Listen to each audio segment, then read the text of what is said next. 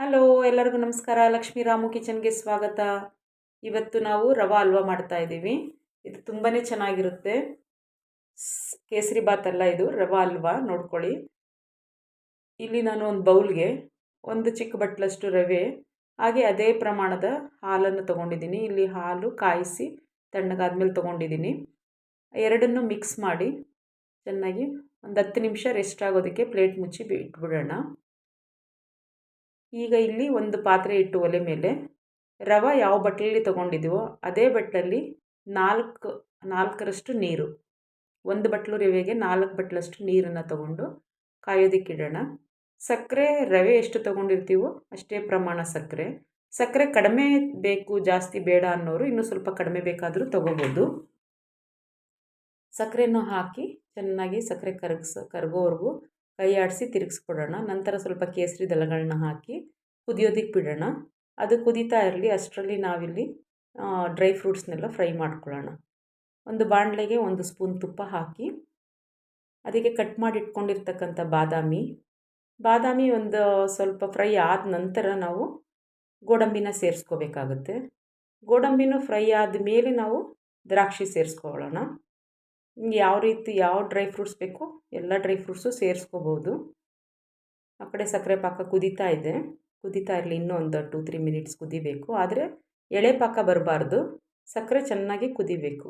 ನೀರು ಅದು dry fruits ಎಲ್ಲ ಫ್ರೈ ಆದಮೇಲೆ ತೆಗೆದಿಟ್ಕೊಂಡು ಅದೇ ಬಾಣಲೆಗೆ ನಾವು ಮತ್ತೆ 2-3 ಸ್ಪೂನಷ್ಟು ತುಪ್ಪ ಹಾಕ್ಕೊಂಡು ಹಾಲು ಎಲ್ಲ ಮಿಶ್ರಣ ಮಾಡ್ಕೊಂಡಿದ್ವಲ್ಲ ರವೆಗೆ, ಅದನ್ನು ಹಾಕ್ಕೋಬೇಕಾಗುತ್ತೆ.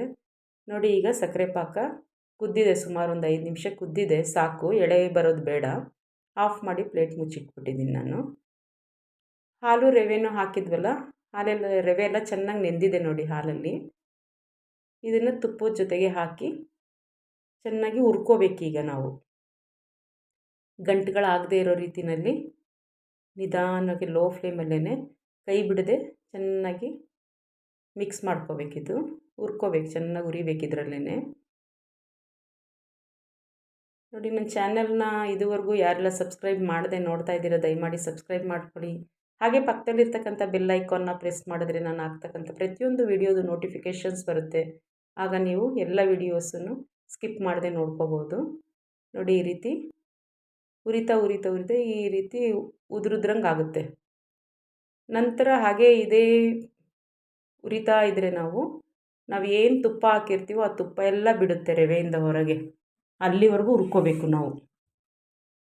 ಸ್ವಲ್ಪ ಟೈಮ್ ತಗೊಳುತ್ತೆ, ಇದೊಂದು ಲಾಂಗ್ ಪ್ರೋಸೆಸ್ಸು, ಬಟ್ ತುಂಬ ಚೆನ್ನಾಗಿರುತ್ತೆ. ರವೆ ಹಲ್ವಾ ಮಾಡೋದಕ್ಕೂ ಸುಲಭ. ಇದೊಂದು ಉರಿಯೋದೊಂದು ಬಿಟ್ಟರೆ ಇನ್ನೇನು ಕಷ್ಟ ಇಲ್ಲ ಇದರಲ್ಲಿ. ಟೈಮ್ ತಗೊಳುತ್ತೆ ಅಷ್ಟೇ ಸ್ವಲ್ಪ.